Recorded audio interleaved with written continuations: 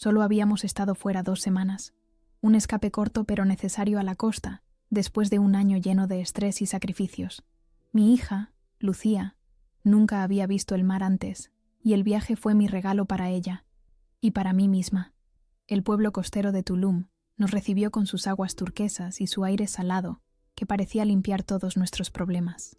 Durante esos días, vi a mi pequeña correr por la orilla, recoger conchas de colores y construir castillos de arena que el mar se llevaba cada tarde.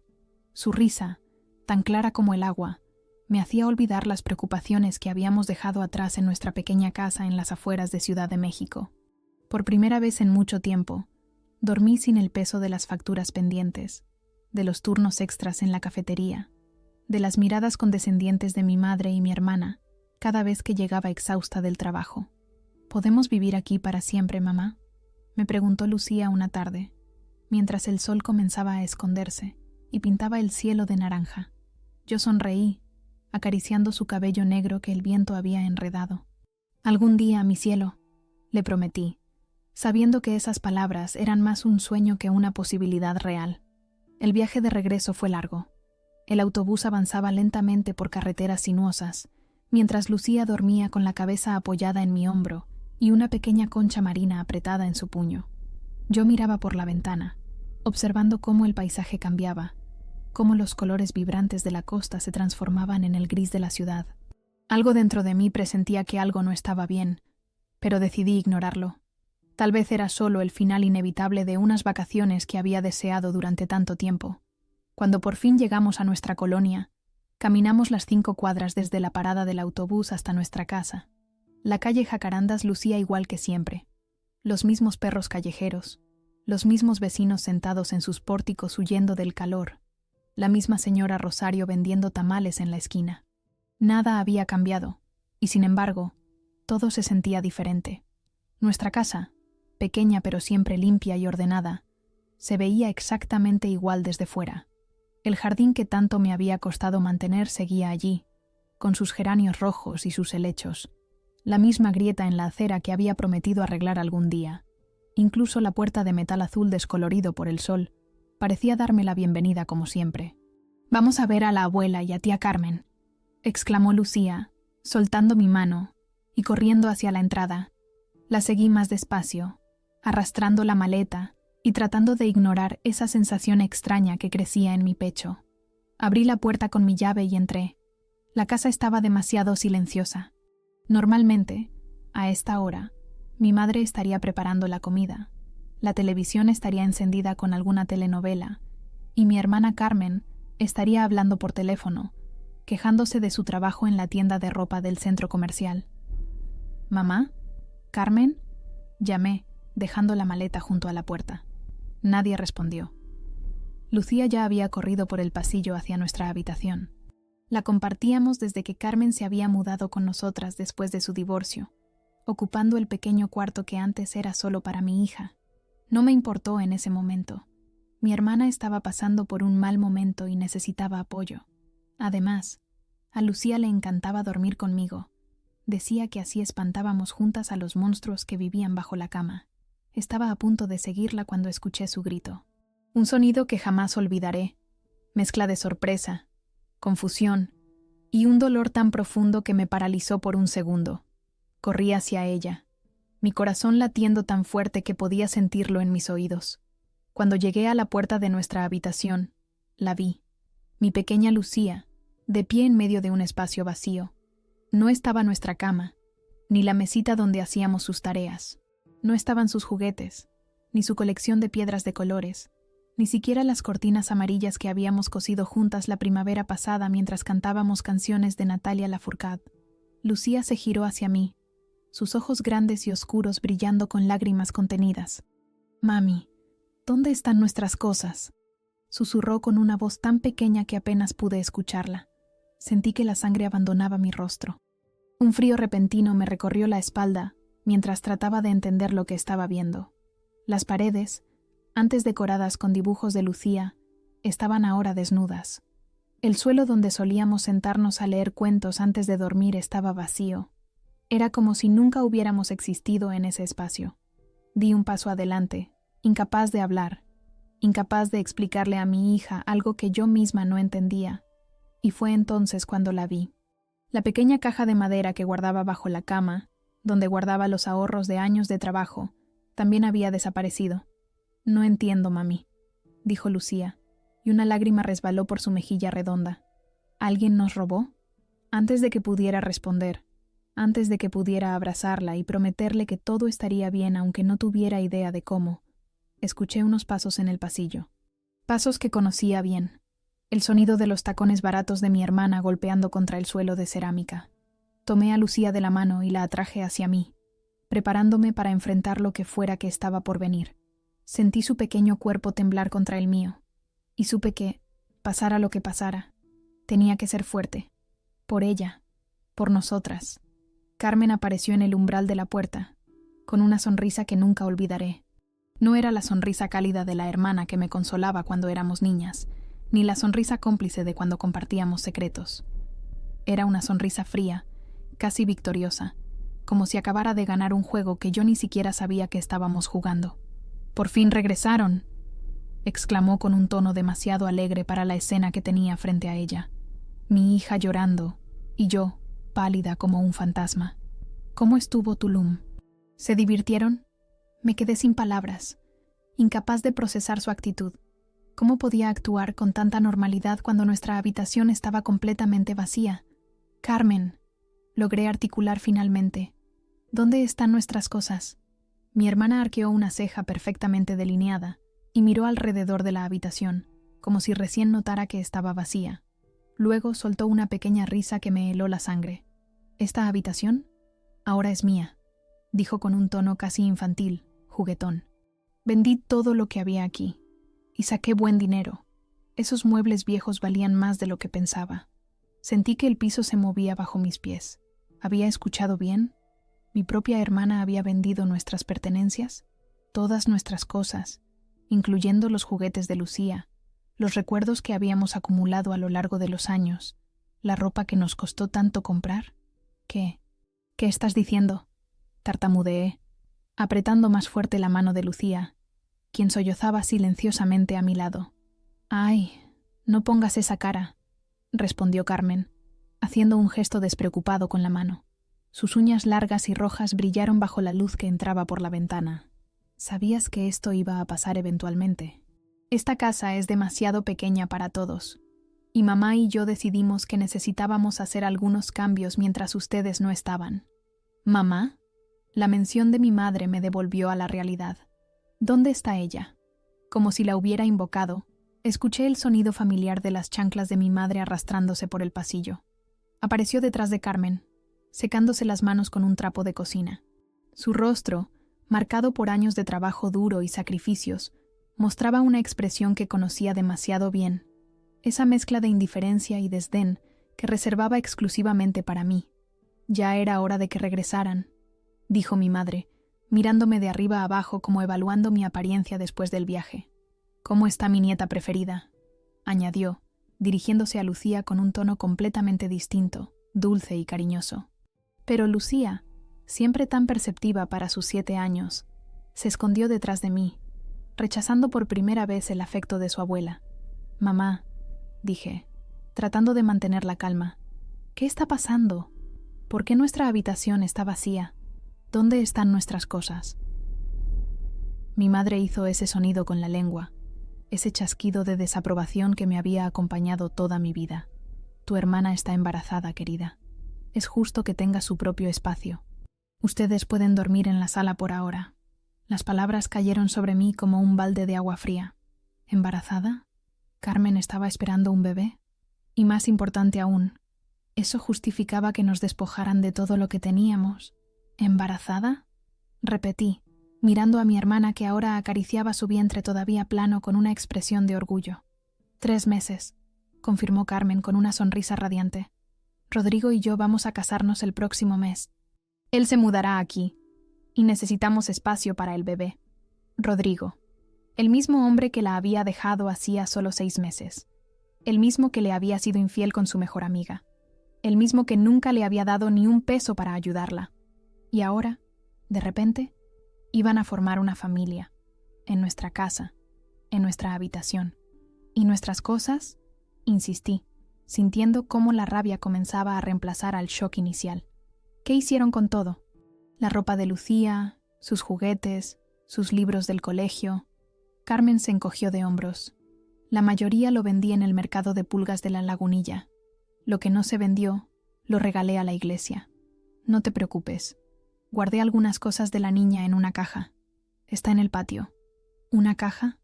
La voz de Lucía, pequeña pero firme, rompió el silencio que siguió. Mis muñecas, mis libros, mi colección de conchas, todo está en una caja. Mi madre suspiró con impaciencia. Ay, Lucía, no seas dramática. Son solo cosas. Te compraremos juguetes nuevos cuando nazca tu primito y no los necesite más. Sentí que algo se rompía dentro de mí. No era solo el hecho de que hubieran vendido nuestras pertenencias, ni siquiera que hubieran decidido quedarse con nuestra habitación. Era la forma en que lo decían, como si fuera lo más natural del mundo, como si nosotras no importáramos, como si nuestros sentimientos, nuestro espacio, nuestra dignidad, no valieran nada. Mis ahorros, dije con voz temblorosa. Había una caja de madera bajo la cama. ¿Dónde está? Un silencio incómodo llenó la habitación. Carmen miró a mi madre, quien de repente encontró muy interesante el trapo que tenía entre las manos. ¿Mamá? Insistí, sintiendo cómo mi corazón latía cada vez más rápido. ¿Dónde está el dinero que había estado guardando? Mi madre levantó la mirada, desafiante. Lo usamos para el vestido de novia de Carmen y el primer pago del anillo de compromiso. Era lo justo, después de todo lo que hemos hecho por ti y la niña, todo lo que habían hecho por nosotras. Como si permitirnos vivir en la casa familiar fuera un gran favor y no mi derecho como hija. Como si cuidar ocasionalmente a Lucía mientras yo trabajaba doble turno fuera un sacrificio enorme y no lo que cualquier abuela haría. Como si yo no contribuyera con la mayor parte de los gastos de la casa desde que comencé a trabajar a los 16 años. 7 años ahorrando. 7 años privándome de pequeños lujos, trabajando horas extras, vendiendo artesanías los fines de semana. Todo para poder darle a Lucía un futuro mejor, para poder mudarnos algún día a nuestro propio departamento, lejos de la constante desaprobación de mi madre y los caprichos de mi hermana. Y ahora, todo ese esfuerzo se había convertido en un vestido de novia y un anillo para un hombre que probablemente volvería a abandonar a Carmen en cuanto las cosas se pusieran difíciles. ¿Cómo pudieron?, susurré, sintiendo que las lágrimas amenazaban con brotar, pero negándome a darles la satisfacción de verme llorar. Era todo lo que teníamos. No seas tan dramática, Isabel, respondió Carmen, rodando los ojos. Siempre has sido igual de exagerada. Deberías estar feliz por mí. Por fin voy a tener la familia que siempre soñé. ¿Y qué hay de mi familia?, pregunté, señalando a Lucía que seguía aferrada a mi mano como si temiera que también me desvaneciera. ¿Qué hay de nosotras? Ustedes siempre serán bienvenidas aquí, intervino mi madre con ese tono condescendiente que tanto odiaba. Pero tienes que entender que las prioridades cambian. Tu hermana necesita estabilidad ahora más que nunca. ¿Y yo no? Lucía no. Quise gritar, sacudirlas, hacerles entender lo injusto, lo cruel que estaban siendo. Pero no salió ningún sonido de mi boca, solo un silencio denso, pesado, cargado de todas las palabras que nunca me había atrevido a decir. La cena estará lista en media hora, añadió mi madre, como si nada hubiera pasado, como si no acabaran de destruir nuestro pequeño mundo. Pueden acomodarse en el sofá por esta noche. Mañana veremos cómo organizamos todo. Y con eso, dio media vuelta y regresó a la cocina. Carmen me dedicó una última mirada, mezcla de triunfo y falsa compasión, antes de seguir a mi madre, cerrando la puerta de nuestra antigua habitación, ahora suya, tras ella. Me quedé allí, de pie en medio de la nada, sosteniendo la mano de mi hija que temblaba no solo de tristeza, sino también de rabia, una emoción que nunca antes había visto en ella. Sus ojos, tan parecidos a los míos, me miraban esperando una respuesta, una solución, un milagro que arreglara todo. ¿Qué vamos a hacer, mami?, preguntó en un susurro.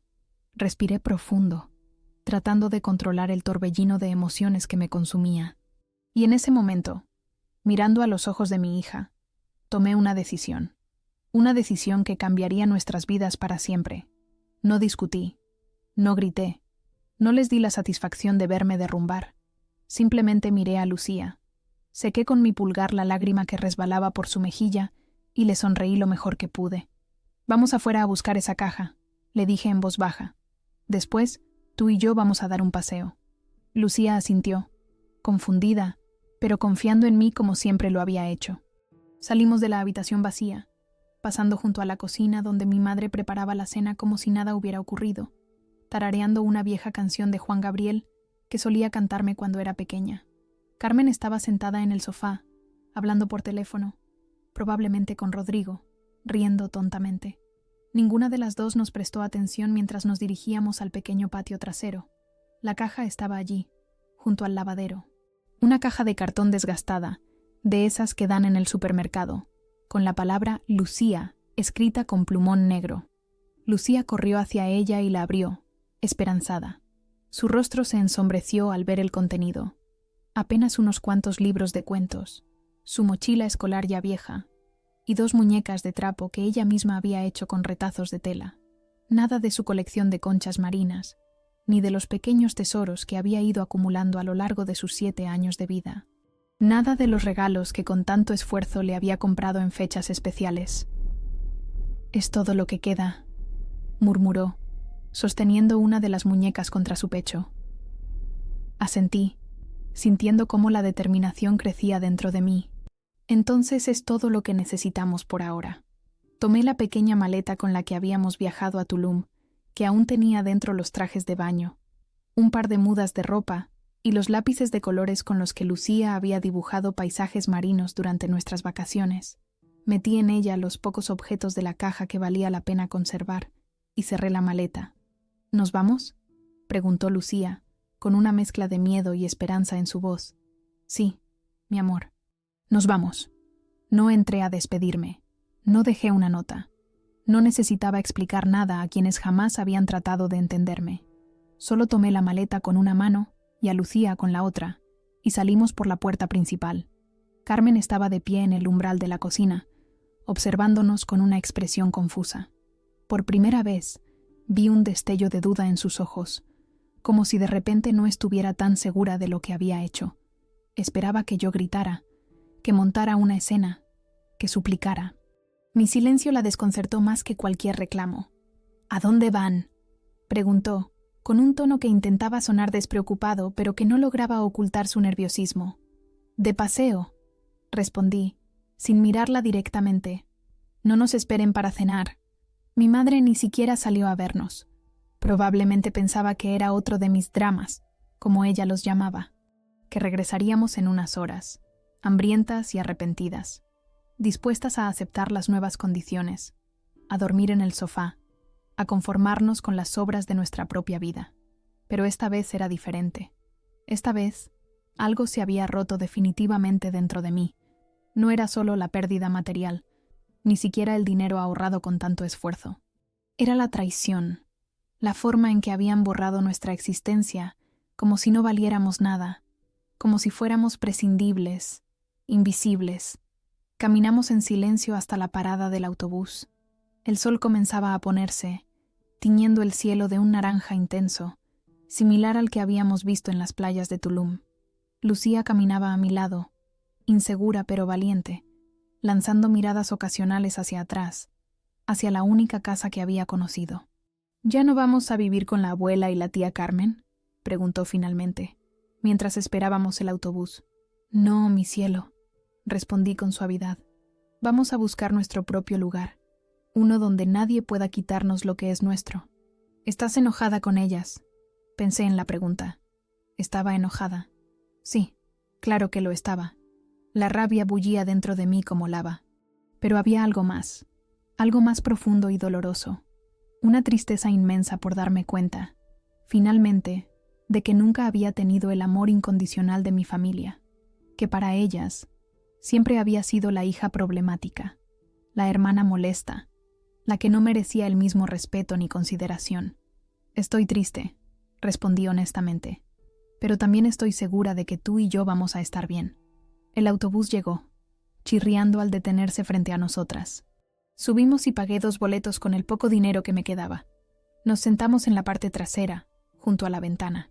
Mientras el vehículo se alejaba de nuestro barrio, vi a Lucía apoyar su cabeza contra el cristal, observando cómo las calles familiares iban quedando atrás.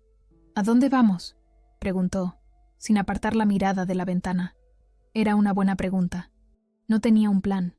No había pensado más allá de la necesidad imperiosa de salir de esa casa, de alejarme de esas personas que habían traicionado nuestra confianza. Pero tenía que improvisar, por Lucía, por ambas. ¿Recuerdas a Marisol, mi amiga de la cafetería? Lucía asintió. Marisol era mesera como yo, una chica de Veracruz que había llegado a la ciudad buscando una vida mejor. Compartíamos turnos y, a veces, confidencias durante los descansos. Vamos a pedirle si podemos quedarnos con ella unos días, mientras encontramos otro lugar. No estaba segura de si Marisol nos recibiría. Vivía en un pequeño cuarto en una vecindad de Tepito, un barrio difícil pero vibrante en el corazón de la ciudad.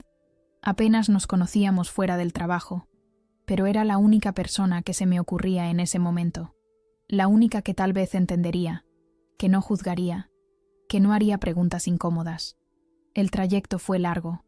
Tuvimos que cambiar de autobús 2 veces, y ya era noche cerrada cuando llegamos a la calle donde vivía Marisol.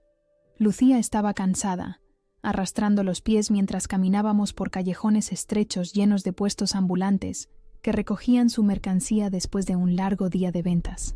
La vecindad era un edificio antiguo de 2 pisos, con un patio central donde algunas mujeres lavaban ropa en piletas comunales, a pesar de la hora. Niños correteaban entre tendederos cargados de prendas de colores, y el olor a comida recién hecha flotaba en el aire. Pregunté por Marisol a una señora mayor que tejía sentada en una silla de plástico junto a la entrada. ¿Marisol Ramírez? Cuarto 12. Segundo piso. Respondió sin levantar la vista de su tejido. Subimos por una escalera de cemento desgastada, con Lucía aferrada a mi mano. Cuando llegamos frente a la puerta marcada con un 12 casi borrado, dudé por un momento. ¿Y si Marisol no estaba? ¿Y si no quería ayudarnos? ¿Qué haríamos entonces, con la noche encima y apenas dinero para un par de comidas? Respiré hondo y toqué la puerta. 1, 2, 3 veces. Nada. Estaba a punto de darme por vencida cuando escuché pasos apresurados al otro lado. ¿Quién es?, preguntó una voz femenina que reconocí inmediatamente. Soy Isabel, respondí, sintiendo un nudo en la garganta. De la cafetería. Estoy con mi hija. Hubo un momento de silencio, y luego el sonido de varios cerrojos abriéndose. La puerta se abrió revelando a Marisol, con el cabello recogido en una trenza desordenada y vistiendo un pants y una camiseta vieja. Sus ojos se abrieron con sorpresa al vernos allí, con nuestra pequeña maleta y expresiones de agotamiento. Isabel, ¿qué pasa? ¿Estás bien?, preguntó preocupada. No pude contenerme más. Las lágrimas que había estado reprimiendo durante horas comenzaron a brotar, silenciosas pero imparables. Lucía apretó mi mano, asustada al verme llorar por primera vez desde que salimos de casa. Perdón por venir así, sin avisar, logré decir entre sollozos. No sabía a dónde más ir. Marisol no hizo más preguntas. Simplemente abrió más la puerta y nos hizo un gesto para que entráramos. «Pasen», dijo con firmeza pero amabilidad. «Aquí estarán seguras». Su habitación era pequeña pero acogedora. Una cama individual, una mesa con 2 sillas, una cocineta improvisada en una esquina y un pequeño televisor sobre una caja de madera. No había mucho espacio, pero Marisol se movió rápidamente, sacando mantas y almohadas de un baúl y acomodándolas en el suelo para improvisar una cama. «No es mucho», se disculpó, «pero es limpio y caliente». «Es perfecto», respondí, sintiendo una gratitud inmensa hacia esta mujer que apenas conocía, pero que nos abría su casa sin hacer preguntas. Esa noche, mientras Lucía dormía profundamente en la cama que Marisol había insistido en cedernos, le conté todo. Le hablé de nuestro regreso, del shock de encontrar nuestra habitación vacía, de la frialdad de mi madre y mi hermana, de cómo habían vendido nuestras pertenencias, de cómo habían usado mis ahorros. Hablé hasta quedarme sin lágrimas, hasta que las palabras salían secas y ásperas de mi garganta. Marisol escuchó en silencio, sirviendo té de manzanilla en tazas desportilladas, asintiendo ocasionalmente. Cuando terminé, cuando ya no quedaba nada por decir, Ella tomó mis manos entre las suyas. «Puedes quedarte aquí el tiempo que necesites», dijo con una convicción que me sorprendió. «Tú y la niña, hasta que encuentres algo mejor». «¿Por qué me ayudas así?», pregunté, genuinamente confundida por tanta generosidad. Marisol sonrió, una sonrisa triste y conocedora. «Porque alguien me ayudó a mí cuando lo necesité, y porque nadie debería pasar por algo así sola». Esa noche, acostada junto a Lucía en la pequeña cama, escuchando su respiración tranquila y el ruido distante de la ciudad que nunca duerme, tomé una decisión. No iba a olvidar lo que había pasado. No iba a perdonar fácilmente, pero tampoco iba a dejar que el rencor consumiera mi vida o la de mi hija. Íbamos a reconstruirnos, a empezar de nuevo, sin miedo, sin arrepentimientos, con la certeza de que, pasara lo que pasara, siempre nos tendríamos la una a la otra. Y eso, más que cualquier posesión material, más que cualquier casa o habitación, era lo verdaderamente importante, lo único que nadie podía quitarnos. La mañana siguiente llegó con el ruido de la vecindad despertando, voces que gritaban, niños que corrían al colegio, vendedores ambulantes anunciando sus productos. Abrí los ojos, desorientada por un momento, hasta que los recuerdos del día anterior regresaron como una avalancha. Lucía seguía dormida a mi lado, con una de sus muñecas de trapo apretada contra el pecho. Su rostro estaba tranquilo, ajeno al torbellino de preocupaciones que me mantenía despierta. Marisol ya se había ido a trabajar. Había dejado una nota sobre la mesa. «Hay café y pan dulce. Volveré a las 4. Tómate el día». Junto a la nota, un pequeño fajo de billetes. Mi orgullo quiso rechazarlo, pero mi sentido práctico me recordó que no estaba en posición de rechazar ayuda. No ahora. Desperté suavemente a Lucía, quien me miró confundida al no reconocer el lugar. Le expliqué, lo mejor que pude, que nos quedaríamos con Marisol por un tiempo, hasta que pudiéramos encontrar nuestro propio espacio. Para mi sorpresa, lo aceptó con esa resiliencia que solo los niños poseen. «¿Puedo dibujar aquí?», preguntó, sacando sus lápices de colores de la maleta. «Claro que sí, mi amor, pero con cuidado, ¿vale? Este es el hogar de Marisol». Mientras ella dibujaba, comencé a hacer llamadas. Primero a la cafetería, para explicar que necesitaba unos días libres por asuntos familiares. Don Javier, el dueño, un hombre mayor con corazón de abuelo, no hizo preguntas. «Tómate el tiempo que necesites, Isabel. Tu puesto estará esperándote». Después llamé a la escuela de Lucía. La directora, la señora Mendoza, me escuchó con atención cuando le expliqué, sin entrar en detalles dolorosos, que nos habíamos mudado repentinamente y necesitaríamos trasladar a Lucía a una escuela más cercana a nuestro nuevo domicilio. «Es una lástima perder a una alumna tan brillante», dijo la señora Mendoza con sinceridad. «Te enviaré sus papeles por correo electrónico esta misma tarde». El resto del día lo pasamos explorando el barrio. Tepito era muy diferente a nuestra colonia en las afueras. Aquí todo era más intenso. Los colores, los olidos, los sonidos. Mercados callejeros que se extendían por cuadras enteras, ofreciendo desde ropa y electrodomésticos hasta los más exóticos remedios tradicionales. Lucía observaba todo con ojos enormes, alternando entre el miedo y la fascinación. «Mira, mami, una señora que lee la mano», exclamó, señalando a una anciana sentada frente a una pequeña mesa cubierta con un mantel bordado. La mujer, de piel morena curtida por el sol y ojos claros casi transparentes, nos miró y sonrió, revelando apenas un par de dientes. «Acérquense», nos invitó con voz cascada. «La primera lectura es gratis para las recién llegadas al barrio». No creía en esas cosas, pero Lucía parecía tan entusiasmada que no pude negarme. Nos sentamos frente a ella, y la anciana tomó la mano de mi hija primero. «Tienes un espíritu fuerte, niña», dijo después de estudiar las líneas de su palma. «Has perdido mucho, pero ganarás más. Tu corazón es como el de tu madre, valiente». Luego tomó mi mano y la estudió en silencio por lo que pareció una eternidad. «Estás en un camino difícil, hija, pero es el correcto. No mires atrás. Lo que dejaste no merecía tus lágrimas». Nos despedimos de la anciana con una extraña sensación de consuelo. Sus palabras, aunque vagas, habían tocado algo dentro de mí. Tal vez era solo lo que necesitaba escuchar. O tal vez había algo más en aquellos ojos claros que parecían ver más allá de las apariencias. Los días siguientes establecimos una rutina. Marisol salía temprano a trabajar y yo me quedaba con Lucía, buscando escuelas cercanas, trabajos con horarios flexibles y, sobre todo, un lugar para vivir. Por las tardes, cuando Marisol regresaba, yo iba a la cafetería para mi turno de la noche. Una semana después de nuestra partida, mi teléfono sonó. Era Carmen. Dudé antes de contestar, pero finalmente lo hice, preparándome para gritos, reproches o falsas disculpas. ¿Isabel? Su voz sonaba diferente, casi preocupada. ¿Dónde estás? Mamá está enloqueciendo. Dice que te has llevado a Lucía y que no sabe nada de ti. Estamos bien, respondí secamente. No necesitan preocuparse. Pero, ¿van a volver? Tu lugar está aquí, con nosotras. Somos familia. La palabra familia sonó hueca, vacía de significado. No, Carmen. Ya no tenemos lugar allí. Ustedes mismas se encargaron de dejarlo claro. Estás exagerando como siempre, dijo, volviendo a su tono habitual. Fue solo una habitación, solo cosas.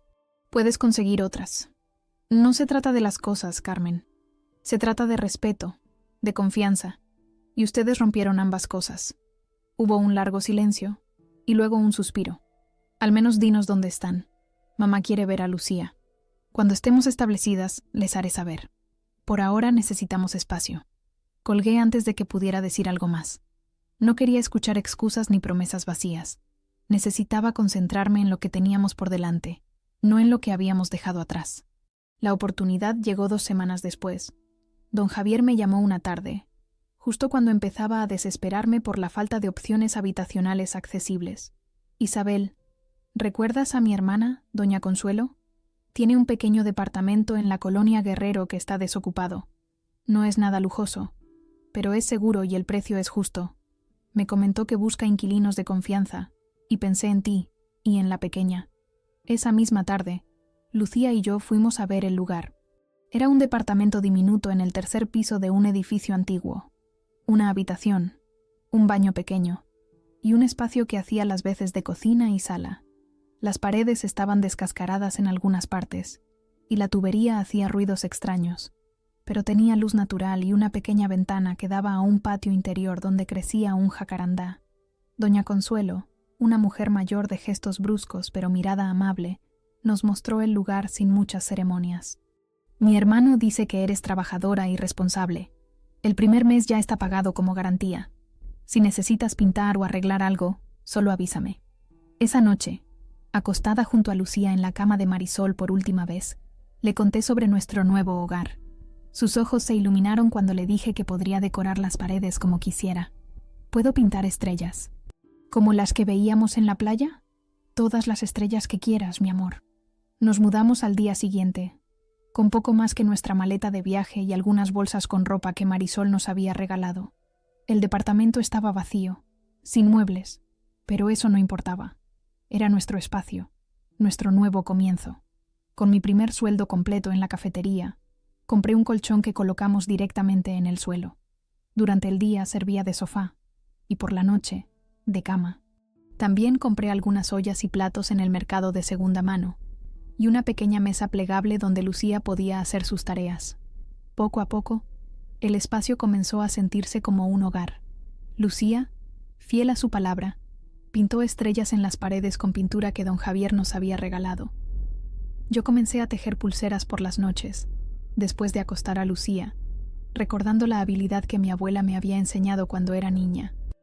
Las vendía los fines de semana, en un pequeño puesto improvisado cerca del Zócalo, donde los turistas pagaban bien por artesanías auténticas mexicanas. También encontré una escuela para Lucía a pocas cuadras de nuestro departamento. La maestra, la señorita Ramírez, una joven recién graduada con energía inagotable, se encariñó inmediatamente con mi hija. Tiene un talento especial para las historias, me dijo en nuestra primera reunión. Deberías ver los cuentos que escribe. Las semanas se convirtieron en meses. El dolor de la traición seguía ahí, como una cicatriz que a veces palpita cuando el clima cambia, pero ya no dominaba mis pensamientos. Había algo liberador en construir nuestra vida desde cero, en tomar decisiones sin tener que justificarme ante nadie. en ver a Lucía florecer lejos de la sombra de desaprobación constante que había sido nuestra vida anterior. Una tarde, mientras decorábamos nuestro pequeño departamento con plantas que habíamos comprado en el mercado, Lucía me hizo una pregunta que me tomó por sorpresa. «Mami, ¿somos más felices ahora?» Me detuve a pensar. ¿Éramos más felices? Trabajaba más horas que antes. El dinero apenas alcanzaba para lo básico, y nuestro espacio era una fracción de lo que teníamos antes. Pero luego miré a Lucía, su sonrisa genuina, la forma en que ahora hablaba sin miedo a ser juzgada, cómo había hecho amigos en la escuela y traído compañeras a jugar a casa. «Sí, mi cielo», respondí con absoluta certeza. «Somos mucho más felices ahora». Y era verdad. Habíamos perdido cosas, pero habíamos ganado algo infinitamente más valioso: libertad. La libertad de ser nosotras mismas, de soñar sin restricciones, de construir un futuro basado en el respeto mutuo. Y mientras veía a Lucía colocar cuidadosamente una pequeña maceta en el alféizar de la ventana, supe que estábamos exactamente donde debíamos estar. El tiempo pasó más rápido de lo que esperaba. 6 meses se convirtieron en un abrir y cerrar de ojos en nuestra nueva vida. Nuestro pequeño departamento ya no se veía vacío. Con paciencia y creatividad, lo habíamos transformado en un espacio acogedor lleno de color. Lucía había cubierto una pared entera con dibujos y pinturas que reflejaban nuestro viaje: el mar de Tulum, la vecindad de Marisol, nuestras primeras noches en el colchón en el suelo, las plantas creciendo en el alféizar. Don Javier me había ascendido a encargada del turno vespertino en la cafetería, lo que significaba mejor salario y un horario que me permitía estar con Lucía por las mañanas y después de la escuela. Mis pulseras artesanales habían ganado cierta reputación entre los turistas, y ahora vendía también en una pequeña tienda en Coyoacán, donde la dueña, doña Mercedes, había quedado encantada con mi trabajo. Una tarde de sábado, mientras organizaba mi puesto en el mercado, una mujer extranjera se detuvo a examinar mis pulseras. Era alta, de cabello canoso y ojos intensamente azules que contrastaban con su piel bronceada por el sol. «These are beautiful», dijo en inglés, antes de cambiar al español con un fuerte acento. «Muy hermosas. ¿Tú las haces?» Asentí, acostumbrada a los turistas y sus preguntas. Pero esta mujer era diferente. No solo compró varias pulseras, sino que me preguntó si podía hacer diseños personalizados. Se presentó como Eleanor, una galerista de San Francisco que organizaba exposiciones de artesanía mexicana. «Tengo una pequeña galería cerca de Fisherman's Wharf», explicó, entregándome una tarjeta. «Si puedes crear una colección con estos motivos prehispánicos, estaría interesada en exhibirla. Pago bien y justo». Esa noche, después de acostar a Lucía, examiné la tarjeta una y otra vez. ¿Era posible que mis sencillas pulseras pudieran llegar tan lejos? La idea me emocionaba y asustaba a partes iguales. Nunca había pensado en mí misma como artista, solo como una mujer tratando de sobrevivir, de mantener a su hija, de construir algo a partir de nada. Pasé las siguientes semanas investigando los símbolos prehispánicos que Eleanor había mencionado, creando diseños más elaborados, experimentando con nuevas técnicas. Lucía se convirtió en mi asistente entusiasta, opinando sobre colores y patrones mientras hacía sus deberes en nuestra mesa. Un mes después, tenía una pequeña colección lista. 10 pulseras con diseños inspirados en la iconografía azteca y maya, cada una contando una historia diferente. Con nerviosismo, envié fotos a Eleanor, quien respondió casi de inmediato: «Perfecto. Quiero 30 más. Te enviaré un adelanto». La cantidad que depositó en mi cuenta bancaria me dejó sin aliento. Era más de lo que ganaba en 2 meses en la cafetería. Por primera vez desde que habíamos salido de casa de mi madre, sentí que podíamos realmente construir algo sólido, algo nuestro. Fue en medio de este momento de esperanza cuando recibí una llamada inesperada. Era un hombre que se presentó como el licenciado Ortega. Su tono profesional y distante me puso inmediatamente en alerta. «Señora Isabel Fuentes, me contacto porque una clienta en mi despacho mencionó su situación. Entiendo que usted y su hija fueron desalojadas injustamente de su residencia familiar y que sus pertenencias fueron vendidas sin su consentimiento». Mi corazón comenzó a latir más rápido. ¿Quién le habló de nosotras? Una clienta que prefiere permanecer anónima. Es una señora que frecuenta la cafetería donde usted trabaja. Escuchó fragmentos de su historia y se sintió conmovida. Me ha pedido que le ofrezca mis servicios pro bono. Al principio pensé que era una broma cruel o algún tipo de estafa. ¿Por qué un abogado querría ayudarme sin cobrar? Pero el licenciado Ortega resultó ser genuino. Me explicó, con paciencia, y en términos que pude entender, que tenía un caso sólido contra mi madre y mi hermana. Según lo que me cuenta, la casa donde vivían está a nombre de su difunto padre, y usted figura como coheredera en el testamento, ¿correcto? Era cierto. Mi padre había muerto cuando yo tenía 15 años, dejando la casa a mi madre y a sus 2 hijas por partes iguales. Nunca había pensado mucho en ello. Siempre asumí que era el hogar de mi madre y que vivíamos allí por su gracia. Su hermana no tenía derecho legal para vender sus pertenencias o las de su hija, y mucho menos para apropiarse de su dinero, continuó el abogado. Podemos presentar una demanda formal por daños y perjuicios, así como por el valor de los bienes sustraídos. La idea de enfrentarme legalmente a mi familia me revolvió el estómago. No por miedo, sino por la tristeza de confirmar que habíamos llegado a ese punto. Sin embargo, pensé en Lucía, en cómo había llorado por sus juguetes perdidos, en cómo aún preguntaba ocasionalmente por sus libros favoritos que nunca pudimos recuperar. ¿Qué necesitaría hacer?, pregunté finalmente. Para empezar, necesito que documente todo lo que perdió. Muebles, ropa, objetos personales, juguetes de la niña. Un inventario lo más detallado posible con valores aproximados. También necesitaremos testigos que puedan confirmar que ustedes vivían allí y que esos objetos les pertenecían. Las siguientes semanas fueron un torbellino de actividad. Entre mi trabajo en la cafetería, la producción de pulseras para Eleanor y las reuniones con el licenciado Ortega, apenas tenía tiempo para respirar. Lucía, perceptiva como siempre, notaba mi agotamiento, pero también mi determinación. «¿Vamos a recuperar mis cosas, mami?», preguntó una noche mientras la arropaba. «No, mi amor», respondí honestamente. «Esas cosas probablemente ya no existen. Pero vamos a hacer que la abuela y la tía entiendan que lo que hicieron estuvo mal. Y vamos a asegurarnos de que nadie pueda quitarnos lo que es nuestro nunca más». El día que se presentó la demanda formal, sentí una mezcla de emociones contradictorias. No buscaba venganza.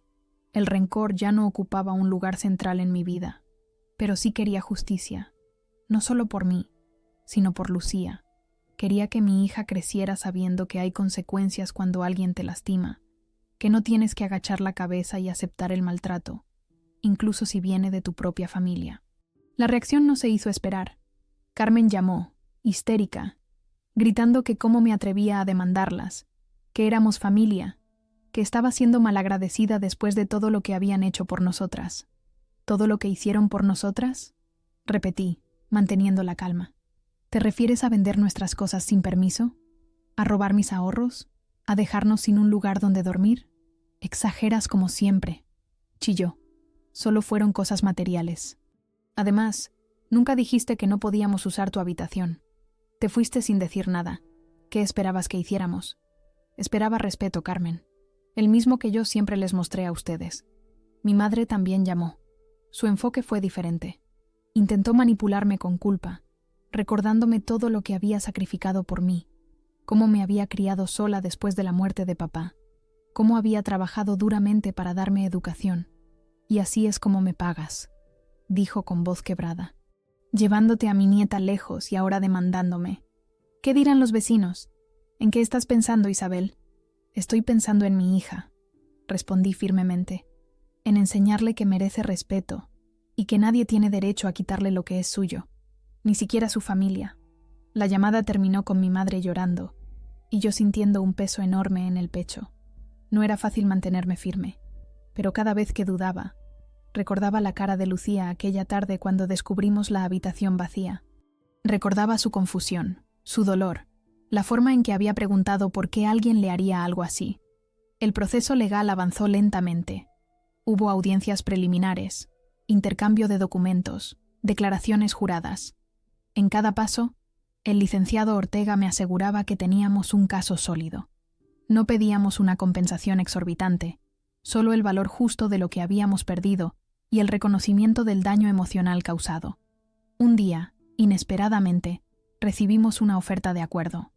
Mi madre y Carmen estaban dispuestas a pagarme una suma que representaba aproximadamente el valor de mis ahorros y algunas de las pertenencias vendidas.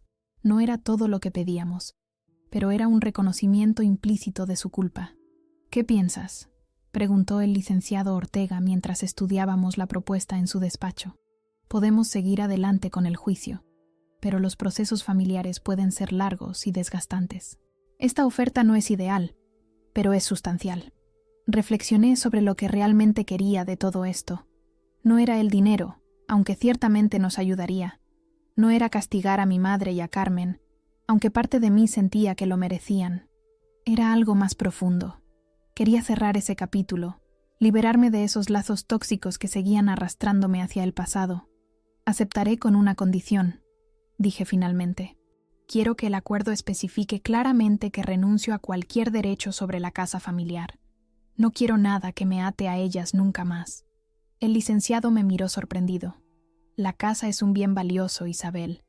Tu parte podría significar una cantidad importante en el futuro». «Lo sé», respondí con una certeza que me sorprendió a mí misma. «Pero la libertad vale más». Cuando firmamos el acuerdo final, sentí que se cerraba un círculo. El dinero que recibimos no era una fortuna, pero era suficiente para dar un paso importante. Hacer un depósito para un pequeño departamento propio, no rentado, sino nuestro. Un lugar donde nadie podría echarnos, donde Lucía podría crecer con seguridad. Esa noche, mientras cenábamos en nuestro departamento rentado, le expliqué a Lucía lo que había sucedido en términos que pudiera entender. Le hablé sobre el acuerdo, sobre cómo usaríamos el dinero, sobre el futuro que estábamos construyendo. «¿Significa que ya no estás enojada con la abuela y la tía?», preguntó, siempre directa, siempre perspicaz. «No se trata de enojo, mi amor. Se trata de aprender de lo que pasó y seguir adelante. A veces, las personas que deberían cuidarnos nos lastiman. No podemos cambiar eso, pero podemos decidir cómo respondemos. Y nosotras elegimos ser fuertes, ¿verdad?», asintió solemnemente. «Somos fuertes como el mar de Tulum. Así me dijiste una vez».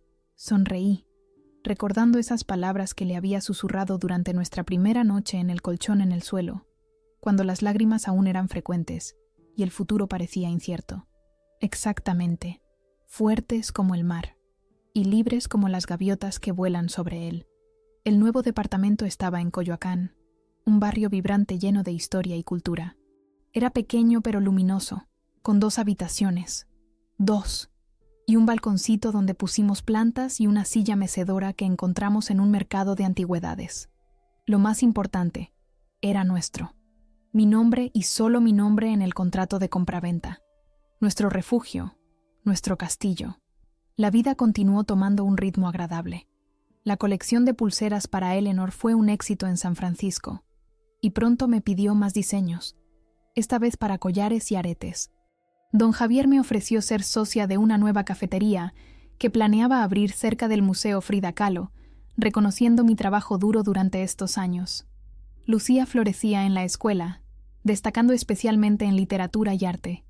Habían pasado casi 2 años desde aquella tarde en que regresamos de Tulum para encontrar nuestra habitación vacía. 2 años de reconstrucción, de descubrimientos, de forjar nuevos lazos. Marisol seguía siendo una presencia constante en nuestras vidas, convirtiéndose en la tía que Lucía merecía. Don Javier y doña Consuelo eran como los abuelos que nunca tuvo realmente. Y nuestra pequeña comunidad en el barrio nos había acogido como si siempre hubiéramos pertenecido allí. No había vuelto a hablar con mi madre o Carmen desde la firma del acuerdo. No por rencor, sino porque sentía que no había nada más que decir. Ocasionalmente recibía mensajes de Carmen con fotos de su hijo, Nicolás, que ya tenía 1 año y medio. Respondía con cortesía pero distancia. Según supe por vecinos de la colonia, Rodrigo había durado apenas 6 meses viviendo con ellas antes de desaparecer nuevamente, dejando a Carmen sola con el bebé y a mi madre cargando con la responsabilidad de ayudarla. Un domingo de marzo, Lucía y yo decidimos visitar el mercado de la Ciudadela, famoso por sus artesanías. Hacía un día perfecto, con ese cielo azul intenso que solo se ve en Ciudad de México durante la primavera. Lucía, ahora con 9 años, Caminaba a mi lado con esa mezcla de independencia y cercanía propia de los niños que están comenzando a descubrir su propio camino, pero aún necesitan la seguridad de una mano que los guíe. «Mami, ¿podemos comprar esos títeres?», preguntó, señalando un puesto donde un artesano de Querétaro exhibía marionetas de madera pintadas a mano. «Claro, vamos a verlos».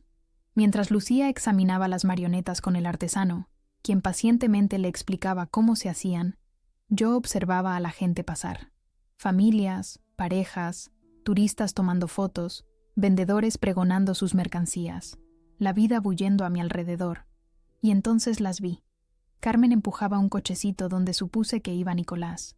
Se veía cansada, con ojeras profundas y el cabello recogido descuidadamente. Había perdido peso, y no de forma saludable. A su lado, mi madre caminaba lentamente, apoyándose en un bastón que no tenía la última vez que la vi. Parecía haber envejecido 10 años en 2. Ambas miraban distraídamente los puestos, sin el entusiasmo que normalmente mostraban al ir de compras. Mi primer instinto fue dar media vuelta, tomar a Lucía y salir de allí antes de que nos vieran. Pero algo me detuvo. No era miedo, ni siquiera incomodidad. Era la súbita comprensión de que ya no sentía nada especial al verlas. Ni rabia, ni dolor, ni nostalgia. Eran simplemente 2 mujeres más en una plaza llena de desconocidos. Carmen fue la primera en verme. Se detuvo en seco, causando que mi madre casi tropezara con el cochecito. Sus ojos se abrieron con sorpresa y algo más. ¿Vergüenza? ¿Arrepentimiento? Mientras le tocaba el brazo a mi madre y señalaba en mi dirección.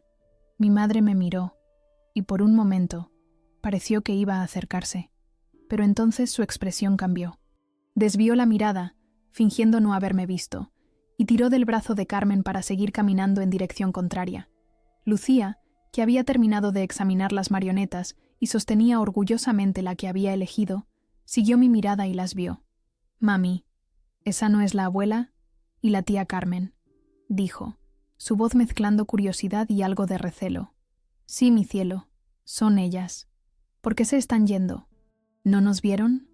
«Creo que sí nos vieron, pero quizás tienen prisa», respondí, evitando complicar las cosas. Lucía apretó mi mano, enderezando su pequeña espalda como si quisiera parecer más alta, más fuerte. «Es la señora de mi cuarto», dijo, lo suficientemente alto para que otras personas a nuestro alrededor voltearan. Carmen, que evidentemente la escuchó, se encogió visiblemente, acelerando el paso. Mi madre ni siquiera miró atrás. No dije nada. No necesitaba hacerlo. La dignidad silenciosa de Lucía, su manera de nombrar lo que le habían hecho sin drama pero con claridad, era más poderosa que cualquier reclamo que yo pudiera hacer. Continuamos nuestro paseo por el mercado, comprando pequeños tesoros para nuestro hogar. Un tapete tejido a mano para la sala, unas tazas de cerámica de Puebla, una pintura de un artista callejero que capturó perfectamente el azul del mar de Tulum que tanto extrañábamos. Comimos elotes asados con chile y limón, y Lucía se manchó la camiseta, riendo mientras intentaba limpiarla. Era una tarde común, una de tantas en nuestra nueva vida, y sin embargo, para mí, representó un momento de revelación.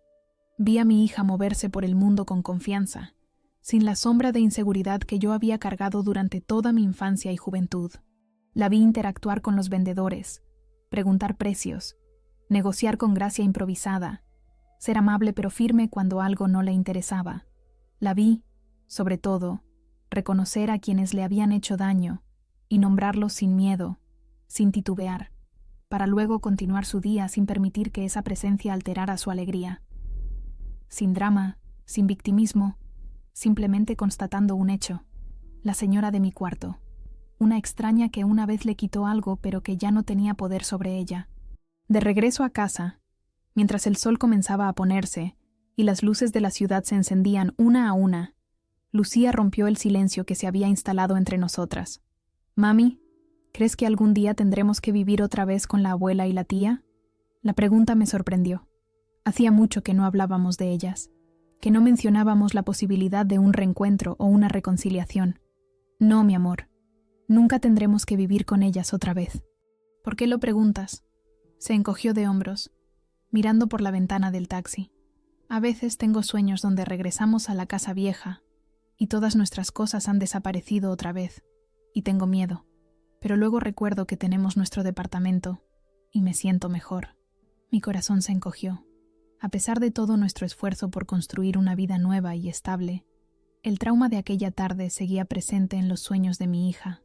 Las heridas de la infancia son profundas y dejan cicatrices invisibles que a veces duran toda la vida.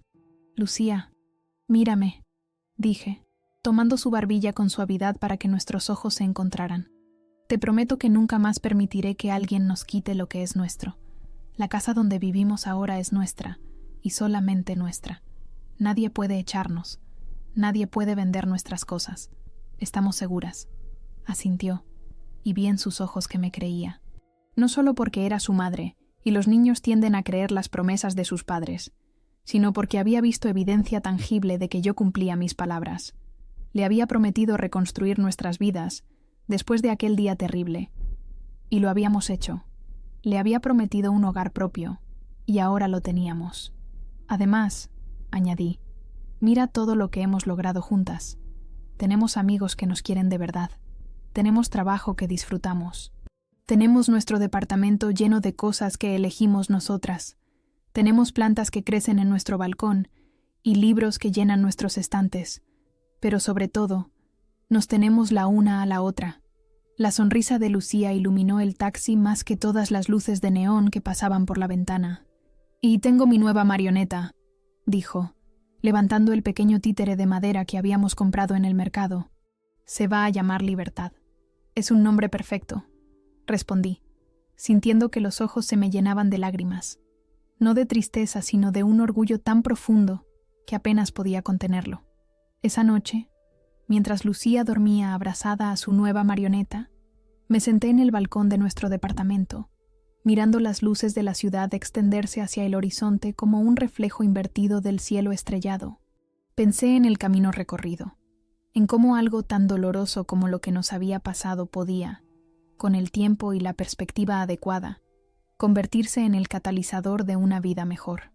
No habíamos perdido una familia. Habíamos ganado la libertad de crear la nuestra propia, basada en el respeto y el amor verdadero. No habíamos perdido un hogar. Habíamos descubierto que el hogar no es un lugar físico, sino el espacio que creamos con quienes realmente nos valoran. Y lo más importante, Lucía había aprendido una lección que a mí me tomó décadas comprender. Había visto a su madre levantarse después de ser derribada, reconstruir a partir de las cenizas, convertir la injusticia en motivación para crecer. Había visto que el valor no está en gritar más fuerte, o en devolver el daño, sino en seguir adelante, en reclamar tu espacio en el mundo, sin permitir que el rencor te consuma. Lo que Lucía vio ese día en el mercado no fueron solo dos mujeres que una vez nos lastimaron. Vio su propio poder, su capacidad para nombrar la verdad sin miedo. Y lo que yo vi no fue solo a mi hija creciendo fuerte y segura. Vi el futuro que habíamos construido juntas, un futuro que nadie podría arrebatarnos jamás.